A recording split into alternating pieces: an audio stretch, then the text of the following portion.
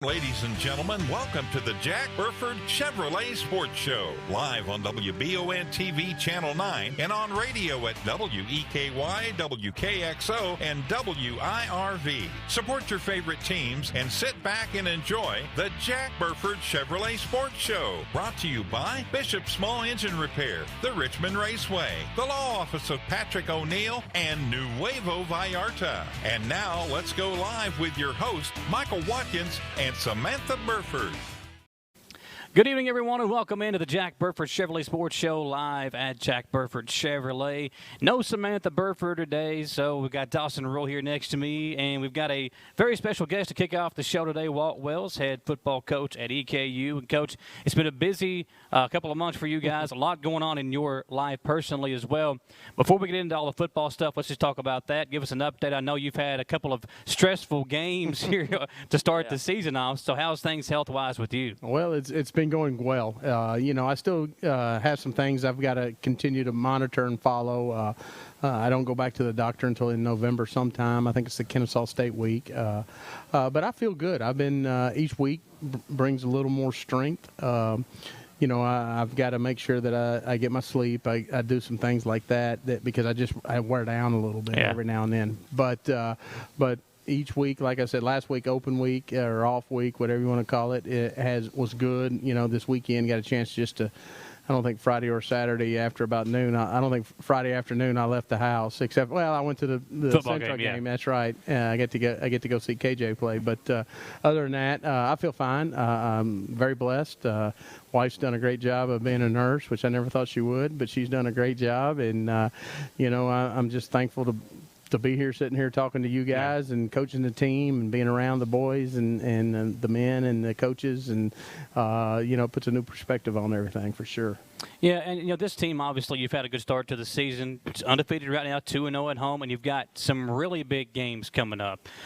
Before we look ahead, let's look back at those first two games and talk about the environment and the crowd with over almost 17,000 fans that first week, over 14,000 the last game. I mean, they have been there in waves supporting you guys at home. No, I think it's a credit to our fans, credit to our students who have really broken some records, my understanding, and coming out, or some, I don't know if they're lifelong records. They're coming out in droves to watch us play. I think they're really excited about, our football team and what our guys are doing and the brand of football we're bringing in. I mean, it's games that are meaningful, games that end up going towards the end a little bit, even though the first one didn't.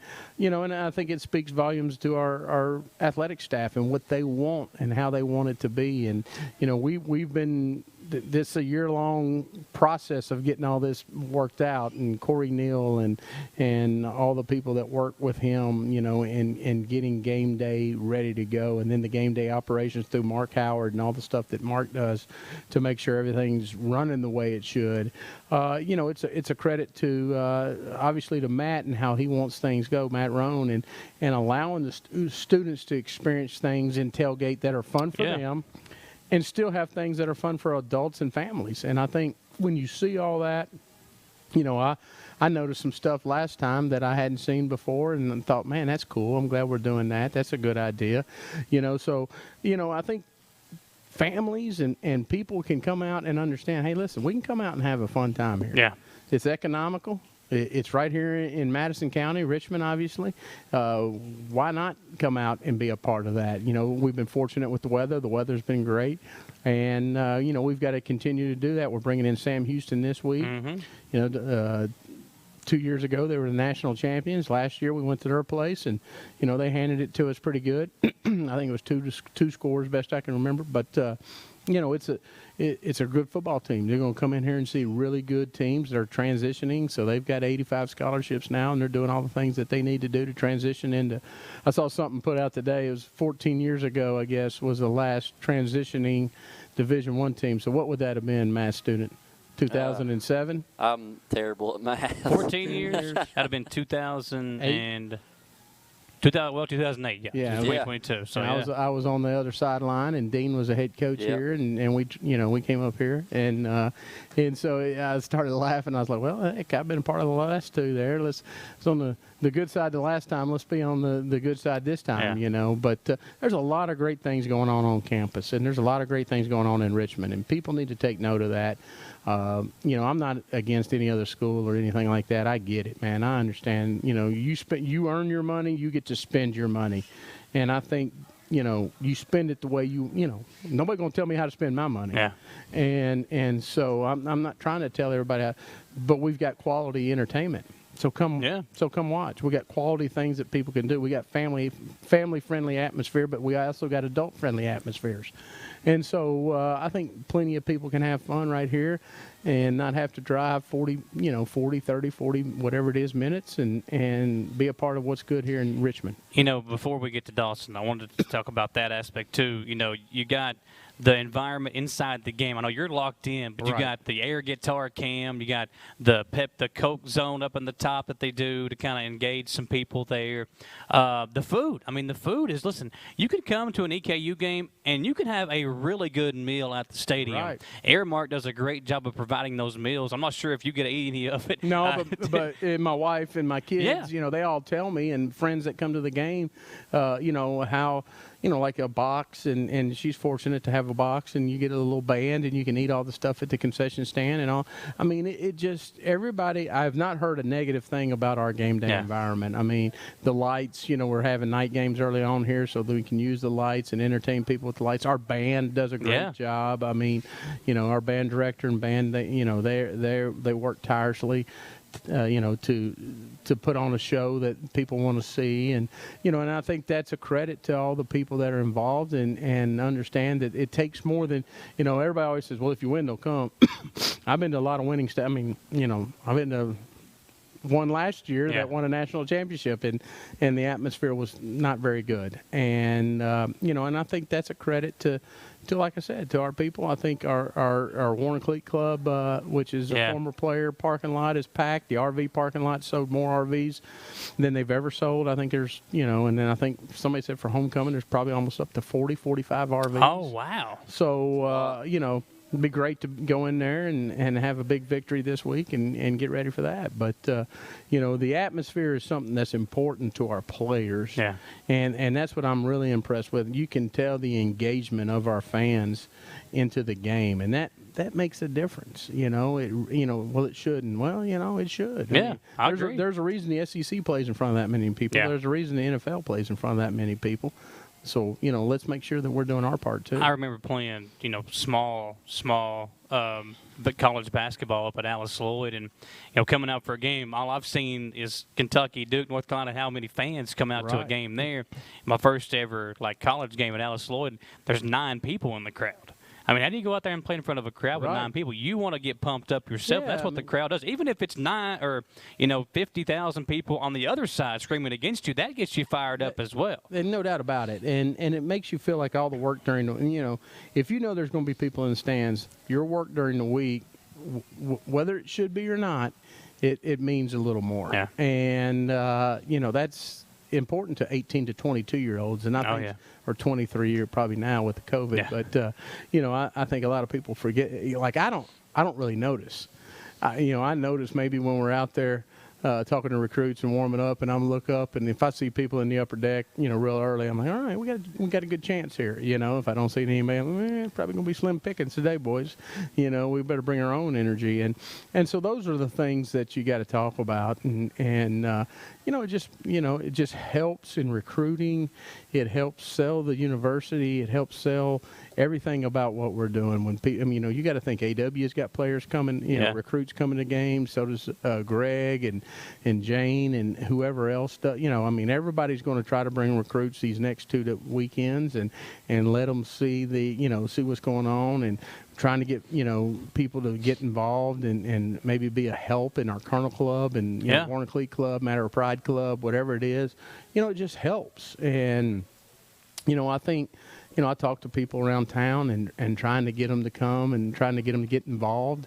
And when they come over and they have fun and they see the atmosphere, I think they really enjoy it. Yeah, for the game this week against Sam Houston State, obviously they're a really good program. They've won a lot in the recent years. And we've talked about how much the fans have meant to you this year and how much it's changed the game. Do you have a message for them to come out this week since this is such a big game? No, I think it's huge that they come out this week. I know Matt put something out just a couple hours ago to either, I don't know who it was. It came on my email, so I just looked at it. But it's huge for the people to come out and be a part of it. I mean, there's a lot of things going on in October in Kentucky and Richmond and Lexington area. You got Keeneland, you got Kentucky's playing at night. I know they're playing Mississippi State. And then you've got us playing at 6 o'clock. But there's enough people to go to all of that. Yeah. And to sell everything out. We just need the people that are interested in EKU football or think they might be or from the Richmond area or, the county surrounding, all of them. We need them to come out and be loud and proud for us and understand that makes a difference in our lives, but it also makes a difference in their lives because the more people that see that, that stay in town and spend their money in town, it enriches everybody. And, the more people that are over there, the hotels are full, restaurants are full afterwards or before or whatever, the convenience stores and all that, that helps everybody. But it helps us when they come out and they're loud on third down, they're loud on fourth down. They're cheering when we score, and they're all the things that matter. And it makes it an intimidating place to play, which when I was a player, when I was a young coach here, it was an intimidating place to play. When you look back on how these first month or so has gone, from where you thought you might be to start the season, are you where you guys thought you might be right now? We're right where we're, a little disappointed in the Austin Peay game, obviously. Not that I just checked it as a win and thought we were going to win, but we should have won that ball game. If we were sitting here 4-1, I'd say we're probably a little ahead. I would say if anybody predicted what our record would be, our record would probably be. Most people would have said 3-2, but they'd probably said we lost those first two, and that's what makes it a little disappointing for us. But we've still got everything in front of us. Excuse me. Conference championship still available. Yep. Automatic playoff bid still available, and playoff bid still available. With our strength of schedule. Yeah. If anybody looks at it, and we've got 4 Division I teams on there. 2 are already Division I and 2 are transitioning. And we're playing in the ASUN, which Kennesaw has been ranked until recently. Central Arkansas has always been. 3 years ago they were in the Final Four, I think, or Final 8. So it's not like it's an easy conference to be in UNA, and I don't want to leave anybody out. Matt Austin Peay was in the Final 8 2 or 3 years ago. And they're still ranked, right? And there's in one poll they are, one poll they're not. Okay. I think one poll we are, one poll we're not. I don't look at any of that anymore. I do. It comes across my desk, but I look at it like this: it matters if you get in that playoff. Yeah. If you get in the playoff, you got a chance, And I always go back, people don't like this. I always go back to when I went to Western from here. So I went to Western right after they won a national championship. Well, they were the 3rd team in from their conference and lost 3 or 4 games that year. But they got about midseason. They got on a roll and went undefeated and won the national championship. So it don't matter what you do until you get in that tournament. Now we want to be conference champions. We want to be all that stuff because it all matters. But, it's interesting how all that goes. And it's bigger now. It used to be 16. Now it's 24. So, Beyond being a head coach, seeing the changes that have been made to EKU football since you've been here, what does that mean to you personally? Not just so much the team, but just deep down in you, that what you've seen since you've gotten here. Well, it makes me feel like all the work we're trying to do and all the expectations we're trying to set. Expect to win is one of our mottos, matter of prize the other one. And, and those were set back under Coach Kidd, and we all know that. My biggest thing was to come back and we're fortunate to still have him around. I want to make him proud. Yeah.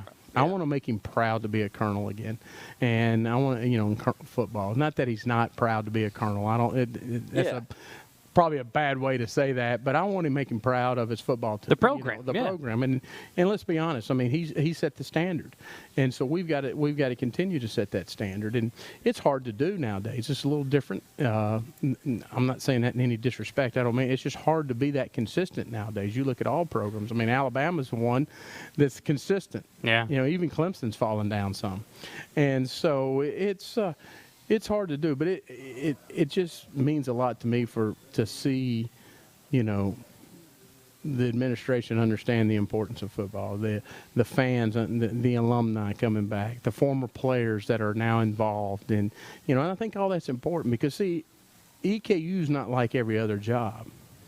It's a coveted job. B, it's a job that's got. You got to remember, I can't remember the year that Coach started, but for 40 some odd years, and then you think about him as a player, so you really go into 50 years. Every player that come through here somehow had a connection to one man. That's wild. That's huge. Yeah. That's huge. And that is a huge, a lot of people look at it as a disadvantage because they love the guy and they, no, well, why didn't you do it like Coach and this, that, and the other. Well, enough time's gone by, now it's let's get this going this way and do all this, but they still have a connection to Coach Kidd.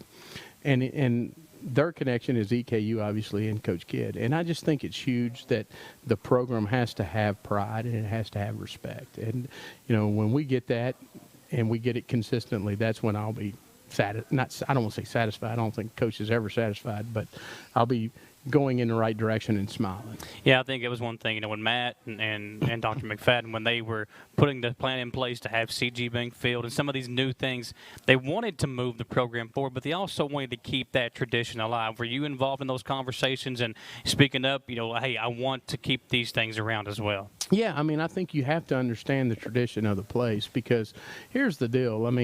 You have to move forward with time. You have to, and it's still, Hanger Field's still around too, and we got to respect some of the things. But when CG Bank stepped up like they did, how are you going to turn that down? You can't. In the times that we're in, and the arms race we're in, we have to understand that money does drive a lot of this. North Dakota State didn't get good just because everybody wants to go to North Dakota State. Yeah. Nobody wants to go to Fargo, but they're the state school. Mm-hmm. They're the state football school. And, they had an oil boom, and they're getting a lot of that money. Let's just call it like it is.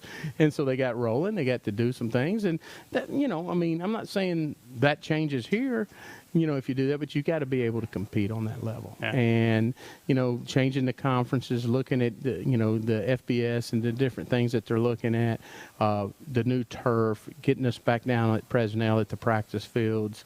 I can go on and on and on. Some of the things that that are coming up that I can't say right now that are going to be huge for football. It's just important that they continue to do that. And what that does is, it's like the renovation of McBrayer Arena. Yeah. Okay. They talked to me about all that, and this is why we're. Listen, I was down in Bowling Green when that happened. I understand because here's what's going to happen. We're going to make that beautiful and functional. And so now, AW and Greg are going to have great time in there. Oh, yeah. And our volleyball team, and whoever else plays in there. But then you can bring in Ringling Brothers One Ring Circle. You can bring in WWE. You can bring in concerts. I think back to my time at Western and at Diddle, I saw, Willie Nelson. I saw some other people in concert at Diddle. I can remember my son going, sitting, and him and Willie Taggart's kids watching WWE, and I can, all that stuff. You weren't hanging out with Nelson before or after the concert? No. Okay, all right. No. Probably should have, but it'd be a lot more relaxed. You figure he's 100 years old almost, right? And something's working. He didn't fall dead in his office, so he's I got to figure out instead of eating Twinkies, I should have been maybe doing that, but. No, but it's just good for our community. EKU being strong in athletics is good for our community.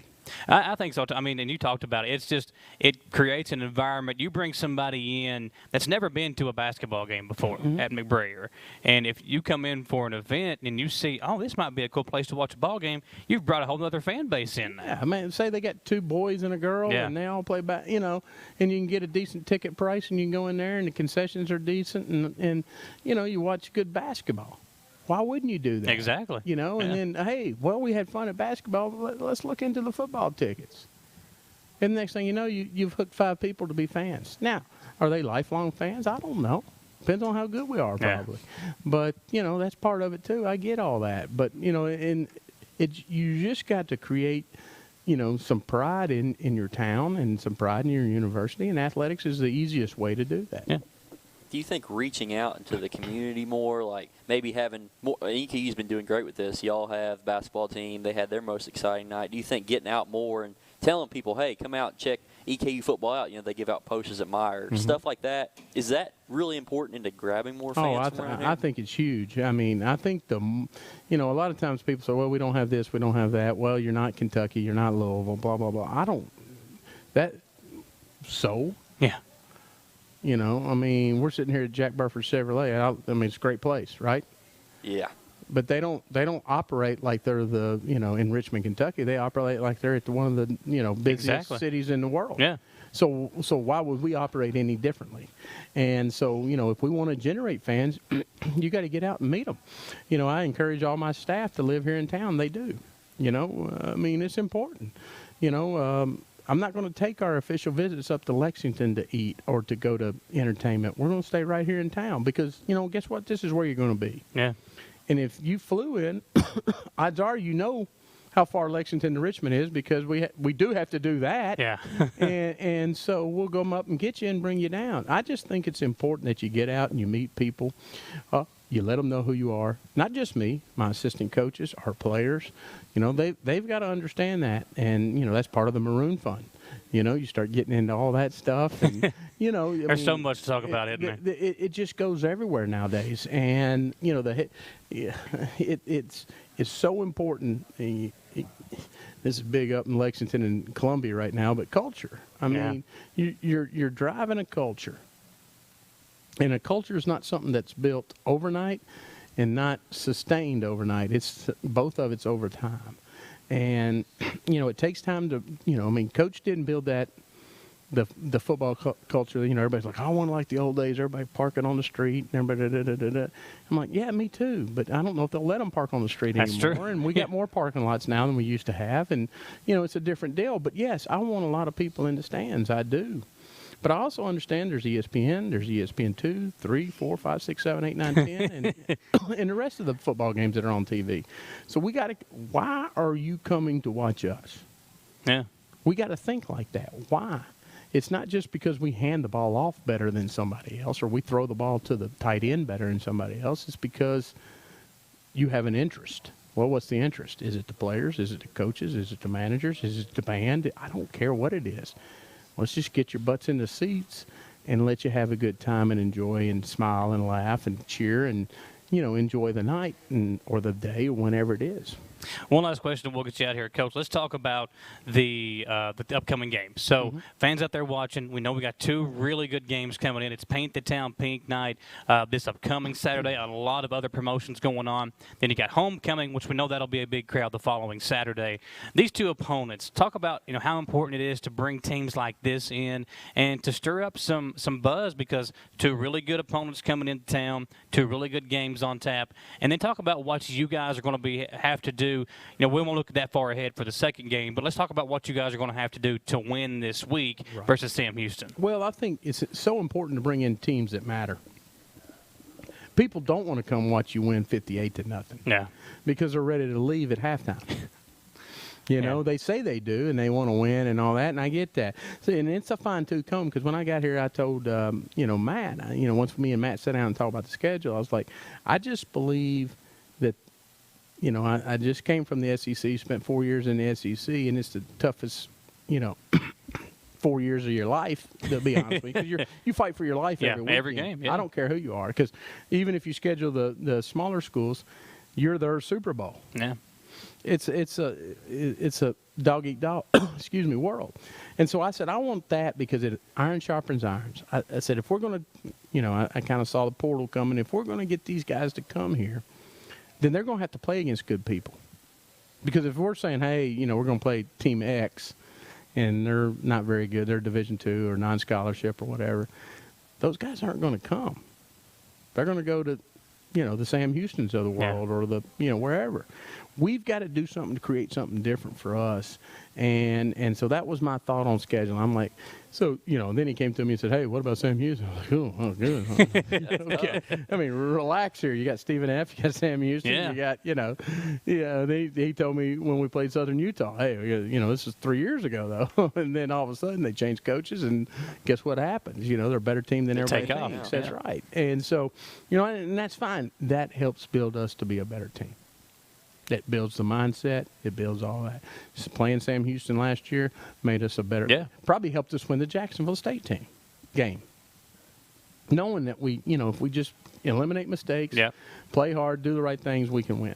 So there's a lot of different things that go involved in that scheduling. These two teams are really talented. UNA's won national championship after national championship in Division II, and it's transitioned the right way. And as you see how they played Kennesaw last week, they're no slouch. Yeah. They're no slouch, so they're a good team. But Sam Houston lost a lot of players because of the transition, all that stuff. You got good players at FCS level, then people are going to recruit them. That's just how it goes. I think one guy went to Texas A&M and is playing there on defense. So, they got good players. So they've reloaded. Quarterback's gone, but they got a new one. They've got two new ones. One's from I can't remember right now. Southern Miss, I want to say. But and then the other one was there. And so, they're going through that. They've replaced some of their offensive linemen, some of their defensive players, but some of them stuck. And, wideouts graduated and transferred, but some of them stuck. And, you're in Texas. Yeah. It's not hard to recruit. Yep. A lot of players up there. A lot of people. Yeah. So it means there's a lot of players. And so they're going to come in here ready to go. Obviously Coach Keeler has won national championship at Delaware, and also it's Sam Houston. He's close to 300 wins, so it's not like he doesn't know what the heck he's doing all of a sudden because he's moving in transition.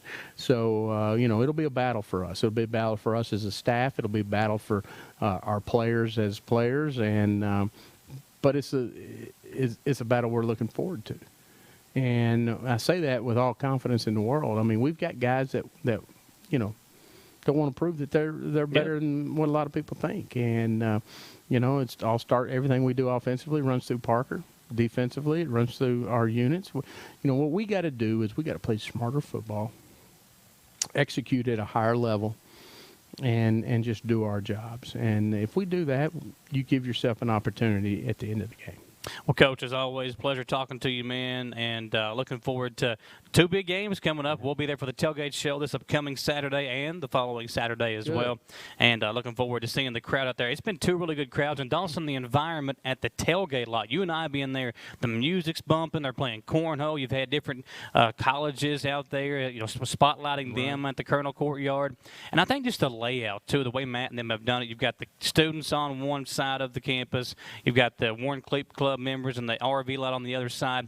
So I think you separate the two, and you create an environment that the older crowd likes and the younger crowd likes, and just bring them all together. If you want to come to the Colonel Courtyard and see all that, it's a really cool environment as well. I remember I was telling you the other day, the environment there when I was a kid, I've lived here in Richmond for years, and UKU football games have always been fun, but the tailgate was always, it's okay. Past couple of years, they've got so many different things going on. I had people come from out of town the other week. They loved the game. And first DKU football game, hey, let's go back. We want to go to another one. Like, it's showing that people are loving what's going on out here. If you let people be people and understand that you're probably going to make some people mad. Part and whole, part and whole. And the whole wants to have a good time. And most people will have it in moderation. Most people have it the right way.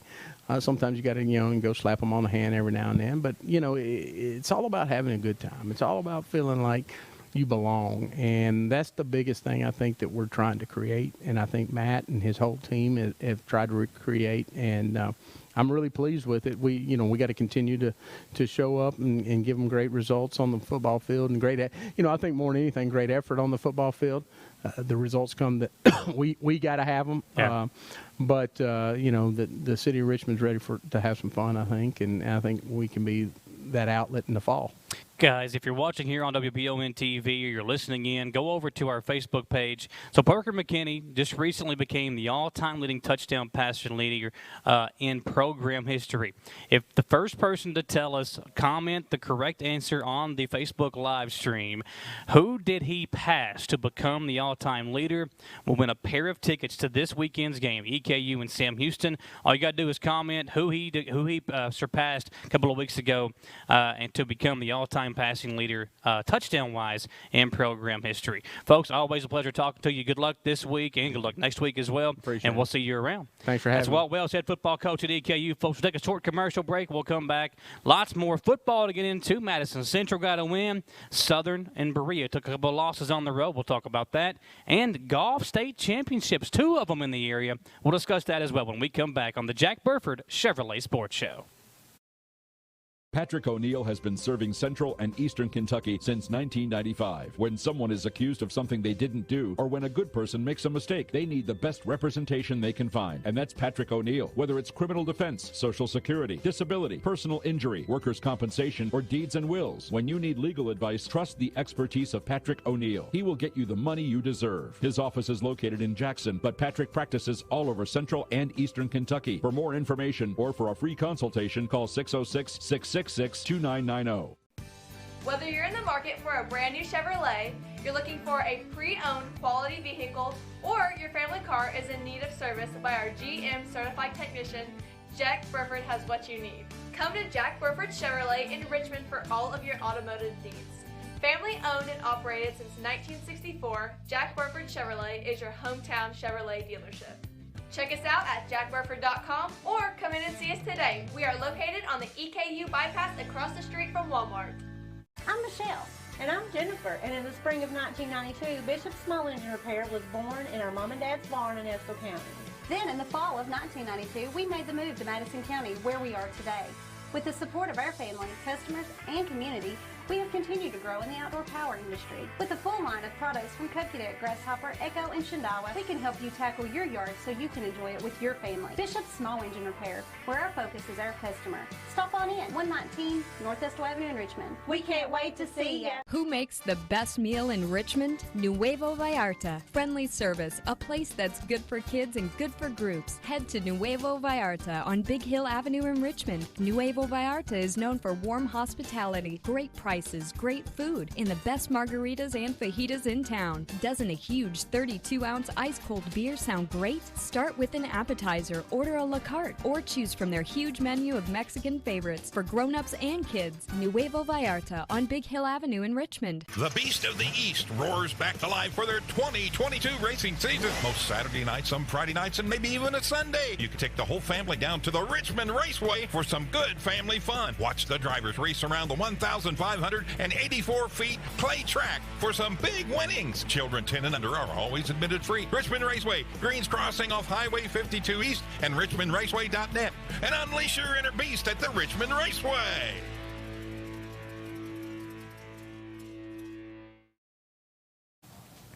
Back here on the Jack Burford Chevrolet Sports Show. Appreciate all of our great sponsors who support us each and every single Monday night on the Jack Burford Chevrolet Sports Show.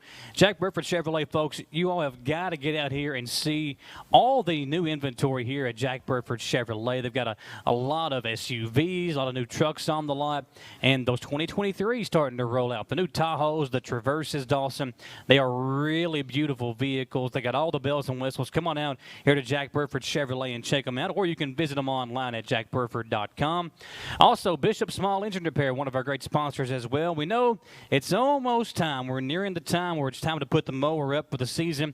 Maybe you want to make sure it's ready to go up. We're going to have it looked at by the folks over at Bishop's, or with Christmas time right around the corner, a new mower might be perfect for Dad or Mom, whoever mows the grass for you.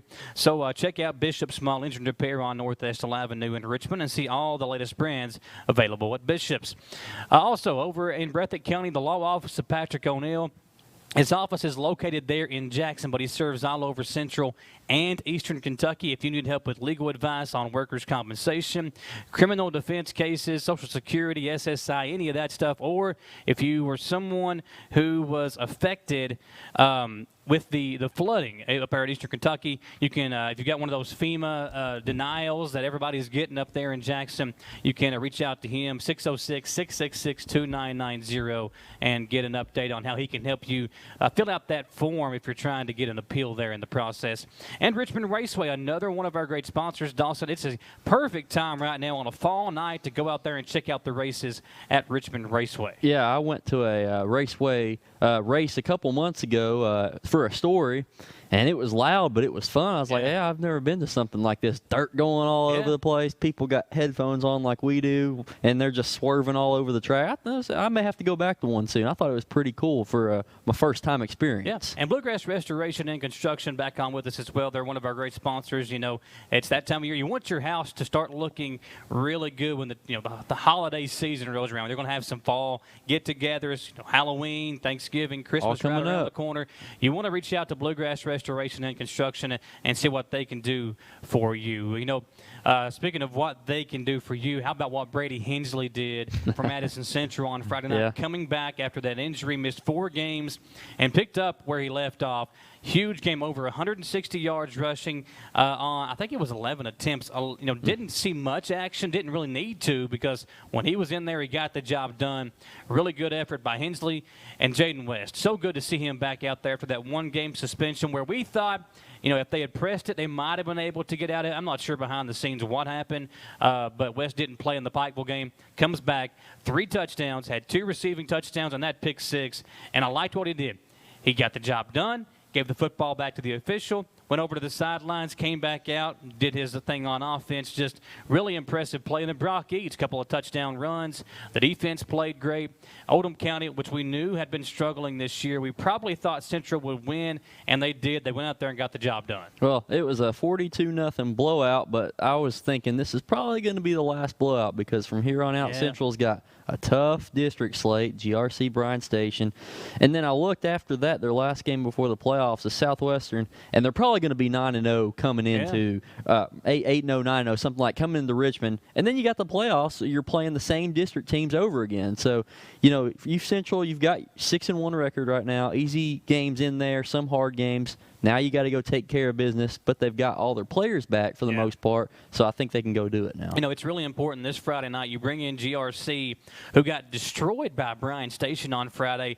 Not really surprised that Bryan Station won, but how they won was impressive to me, interesting to see.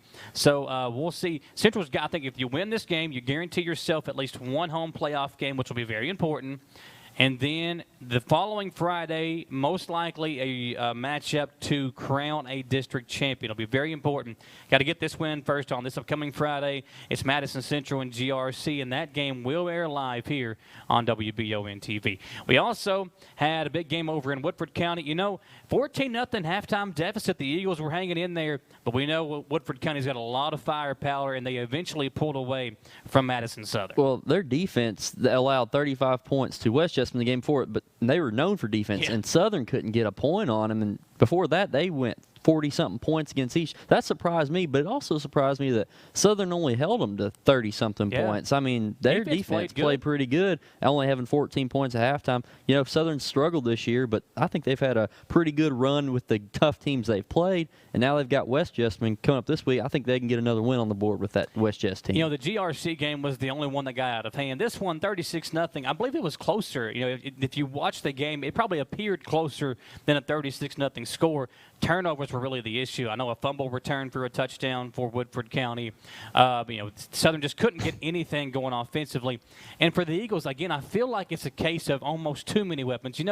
In basketball, when you've got 9 or 10 or 11 really good players, like Kentucky had back in the day where they would do the platoon system, you almost kind of like, who do I put in there? I feel like Southern has a little bit of that offensively because, when you've got a Cade Sullivan and a Jay Sean Etheridge and a Stephen Whitehead and a Preston Williams and a Juan Rodriguez and all these other guys that can do something with the football, how do you get all those guys involved? It's hard to do that and not really keep them all happy because I think all these kids want to see each other successful.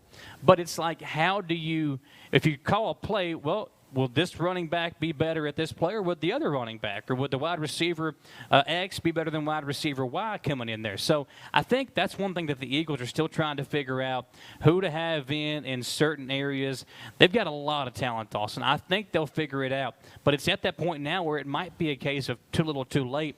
You got West Jessamine coming in this Friday night, a big district game. If you win that, you're most likely going to make the playoffs. But one of these teams, probably East Jessamine, who, again, we'll want to say our thoughts and prayers go out to that program after the loss of a player this past Friday. I had to cancel their game. Remember that program and that young man's family and your thoughts and prayers. But you win this game, you give yourself a shot in the postseason. The way it looks right now, if Southern can win this Friday, they would be the 3 seed playing Collins on the road in the first round of the playoffs.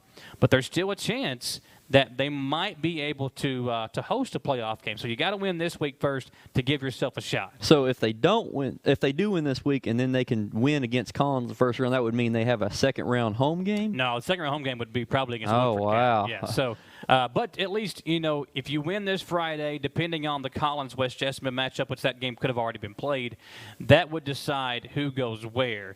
But there's still a lot to be figured out this week. And then, of course, the Eagles have their open week following this game. Well, that's what makes district so exciting. Yeah. You're fighting and clawing for home playoff spots. But in the playoffs, you want to have those home games because you want to advance. It's win or go home.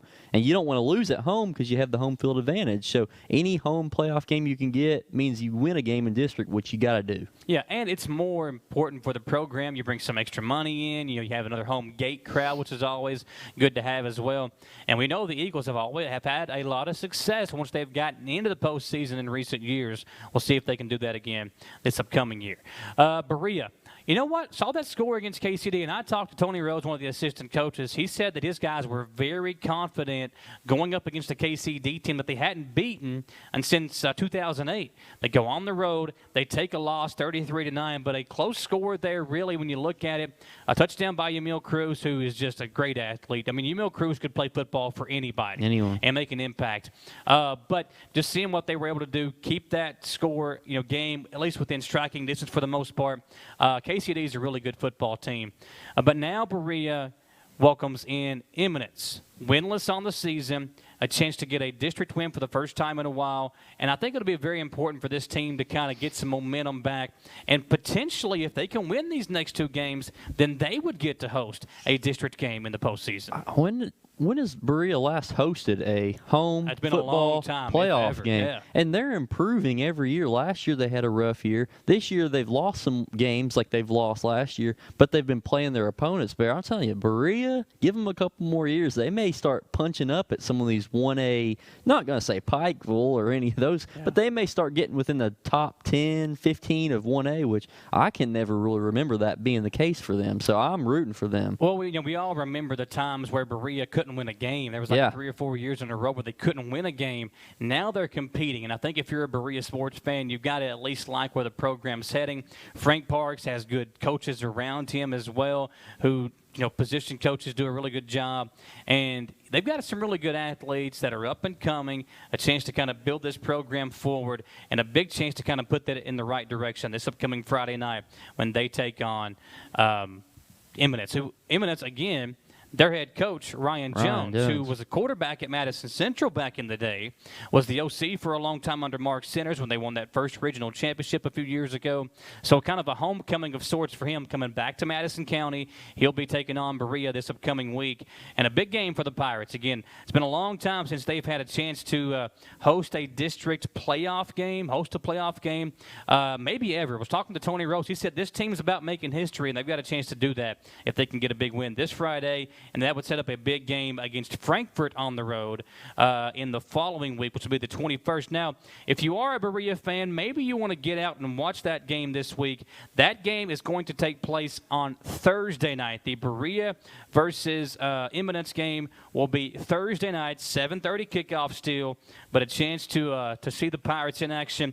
If you're a Madison Central fan, you got a chance to, or a Southern fan, hey, go support the other in-county team on Thursday night and see if they can get a big win. Berea has not defeated Frankfort since 2000. Since the realignment, when Frankfort came back in the district, they beat Berea 34-0 in 2019, 44-0 in 2020, and 40-8 last year. So in the last 3 meetings, Berea's only scored 8 points total. We'll see if that they can get that corrected when they go on the road here in a couple of weeks. Got to win this week, though, first. I remember last year when Berea played Frankfort at home, that was the first game I ever called by myself, and it ended with the fight. I was like, oh, they're fighting on the field, and they got canceled. So that's an interesting game. You know, I don't know what Frankfort's record is this year, but you got to think, a lot of those Berea guys, they may have a little revenge on their minds. They didn't even get to finish the game with a win or, well, they lost, but it didn't count for anything. So they need to go up there and win. Maybe they can this year if they get a big win first versus Eminence. Frankfort 4-3 this year. Okay, yeah. But they only defeated Eminence 28-22. And again, Eminence winless this year. So there's a chance. Berea's got a couple of big games coming up, folks. Get out there and support the Pirates if they've got a chance to have a really good end to their season. Dawson, we'll take one more commercial break. When we come back, state titles. Really impressive sweep for Madison Central High School. Had district champions crowned last week as well. We'll discuss all that when we come back. One more commercial break here on the Jack Burford Chevrolet Sports Show. Patrick O'Neill has been serving Central and Eastern Kentucky since 1995. When someone is accused of something they didn't do, or when a good person makes a mistake, they need the best representation they can find. And that's Patrick O'Neill. Whether it's criminal defense, Social Security, disability, personal injury, workers' compensation, or deeds and wills. When you need legal advice, trust the expertise of Patrick O'Neill. He will get you the money you deserve. His office is located in Jackson, but Patrick practices all over Central and Eastern Kentucky. For more information or for a free consultation, call 606-666-2990. Whether you're in the market for a brand new Chevrolet, you're looking for a pre-owned quality vehicle, or your family car is in need of service by our GM certified technician, Jack Burford has what you need. Come to Jack Burford Chevrolet in Richmond for all of your automotive needs. Family owned and operated since 1964, Jack Burford Chevrolet is your hometown Chevrolet dealership. Check us out at jackburford.com or come in and see us today. We are located on the EKU bypass across the street from Walmart. I'm Michelle. And I'm Jennifer. And in the spring of 1992, Bishop Small Engine Repair was born in our mom and dad's barn in Estill County. Then in the fall of 1992, we made the move to Madison County, where we are today. With the support of our family, customers, and community, we have continued to grow in the outdoor power industry. With a full line of products from Cupcadet, Grasshopper, Echo, and Shindawa, we can help you tackle your yard so you can enjoy it with your family. Bishop Small Engine Repair, where our focus is our customer. Stop on in, 119 North Estill Avenue in Richmond. We can't wait to see you. Who makes the best meal in Richmond? Nuevo Vallarta. Friendly service, a place that's good for kids and good for groups. Head to Nuevo Vallarta on Big Hill Avenue in Richmond. Nuevo Vallarta is known for warm hospitality, great prices, great food, and the best margaritas and fajitas in town. Doesn't a huge 32-ounce ice-cold beer sound great? Start with an appetizer, order a la carte, or choose from their huge menu of Mexican favorites for grown-ups and kids. Nuevo Vallarta on Big Hill Avenue in Richmond. The Beast of the East roars back to life for their 2022 racing season. Most Saturday nights, some Friday nights, and maybe even a Sunday. You can take the whole family down to the Richmond Raceway for some good family fun. Watch the drivers race around the 1,584 feet clay track for some big winnings. Children 10 and under are always admitted free. Richmond Raceway, Greens Crossing off Highway 52 East, and richmondraceway.net. And unleash your inner beast at the Richmond Raceway.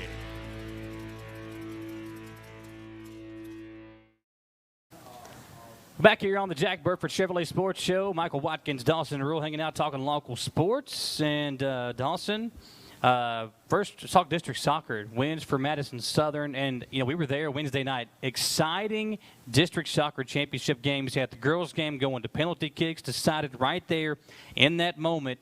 Madison Southern got the job done, and they knocked off Madison Central for their first ever 44th district title. They hadn't won one since I think 2013, 2012 was their last district title back when they were in the 28th district. So it would have been a long time since Madison Southern soccer, girls soccer, had won a district title. Got the job done on Wednesday night.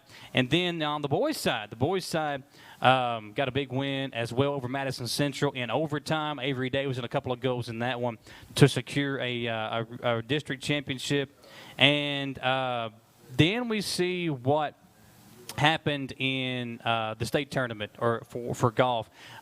Just an exciting week of sports in the area. Those district championship games, man, coming down to the wire like that, really, really impressive. Well, Southern's kind of taken over the soccer circuit here in Madison County, which is pretty impressive. They've got first place hold on that over Berea, over Madison Central, other area teams. And then on the Central side, to go and play in golf and win state championships a couple days later, it's like, well, both these schools, the Southern Soccer's team, they didn't win the state championship, but they had their own hold on a sport, and Central had their own hold on another sport. So it was kind of impressive to see both those schools have their own kind of good day, I guess you could say. Yeah, on the girls' side for soccer, they're going to play tomorrow in the first round of the 11th Region Soccer Tournament. The soccer boys, I think they kick off their soccer match at 7 o'clock, right around the corner over at Madison Southern.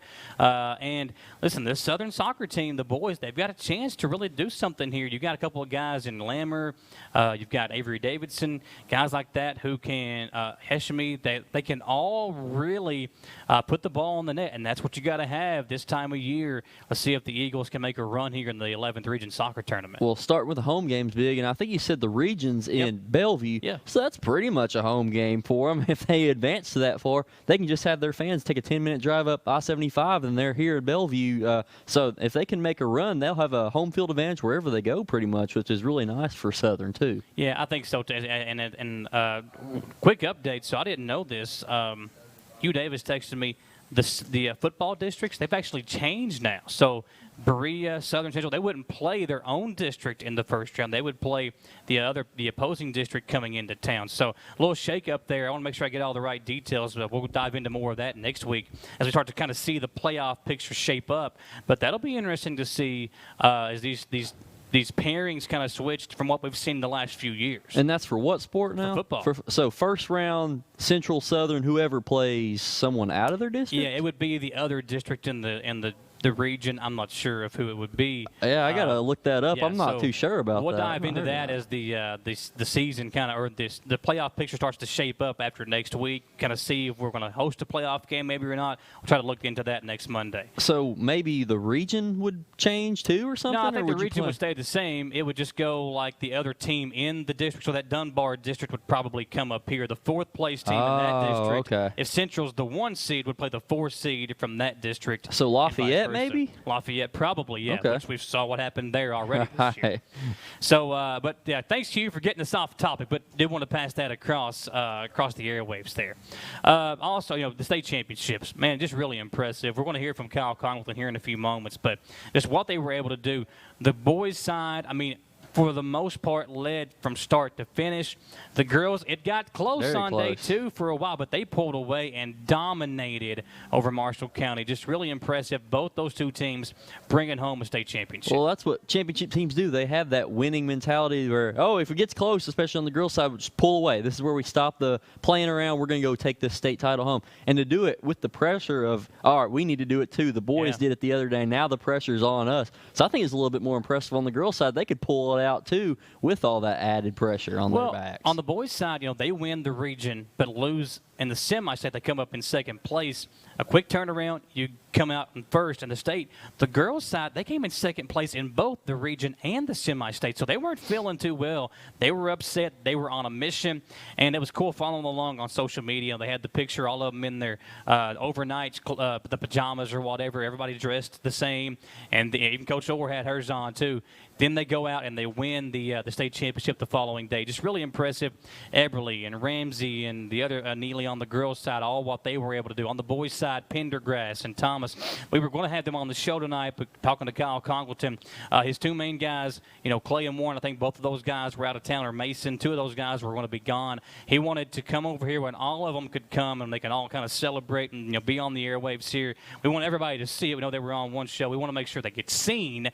So, appreciate them. We're going to try to have them on this upcoming Monday. Well, state champions last forever, so congratulations to the boys and girls, because that's going to be big time. I don't remember the last time Central won a state championship in any sport. It's been a little bit, hasn't it? Gary O'Shea, won several of those, but team-wise, team-wise. The girls, that's their second state title in golf. The boys' first ever state championship in golf. So, what they were able to do, an historic season, and I saw, Kyle and Coach Orr on social media, they were talking talking about what Jason Eberly does with Gibson Bay and kind of working with these teams, and they've really done a good job over the last 5 or 6 years of putting the plan, the motion, this state championship all kind of coming together. Some of the really good players they've had with Nolan, and you've had Mackenzie Neal and Neal, who's at EKU. They've had a lot of really good players come through that program. Well, it's just building a program, too. Yeah. I mean, most champions start with having really good players, so they just don't make it all the way as a team, or they'll have individual records, but the team still. But now it's been built up, and now, who knows, Central maybe has enough experience to pass it on down to the younger classes, and they can keep winning as a team or individual, too. Yeah, again, they couldn't join us here live, but we're going to hear the interview I did with Kyle the next day, and just how excited he was. Kyle, young guy, he's had a really good program over the last few years. They just missed out on that state championship last year. This year, able to bring home a state championship. Was so excited to talk to him, hear how he bragged on his guys from his 5-man all the way up to Clay Pendergrass, who's had such a successful career at Madison Central High School. Let's hear from the Indians head golf coach Kyle Congleton following his team's state championship. Yesterday, the Madison Central boys golf team wrapped up a 2-day event in the state tournament held in Bowling Green. After leading following day 1, Central coasted to their first ever state boys golf championship. And now your 2022 boys state team champion, the Madison Central Indians.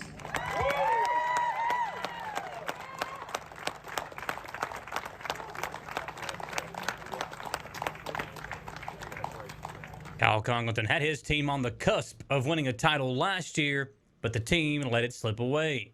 This year, they were on a mission, and Kyle said the focus of his team was the biggest factor that led to them being a state champion. I can't, tell you guys enough on how focused my guys were and how hard they worked and prepared. And, I always talk to the boys about staying one step ahead. And, we got to the practice round, and we're the only high school team down there that's walking the course with our bags. Everybody else is riding in carts, and everybody's kind of giving us, heck, dang, coach, you punishing the boys. What's going on here? And, I kind of tell you, guys, no, we're just trying to, do whatever we can to learn this course and do whatever we can to stay one step ahead of everybody. And I look back on that day and how hard they focused and prepared for the week. And I think, what we did in the practice round, helped us get, over the hump and get where we wanted to get come Wednesday afternoon. Thomas would go on to shoot even par and finish 4th in the event as an individual, while Mason Hamrick finished 1 shot behind to finish 5th. Clay Pendergrass shot a 148 between the 2 rounds to finish tied for 6th, while Braden Bond shot a 163 and Radney Bells a 166. Radney Bells is my 5-man. I mean, he's just a young kid that's really matured and came such a long way. And seeing him grow just as a person and battle, through all his, all his issues on the course. And, I mean, just seeing him become such a better person and player out there was awesome. And Braden Bond and the transfer from Logan County that just kind of fell in our lap this year, quiet kid. So it was just so good to see somebody like Braden that doesn't show a whole lot of emotion as well.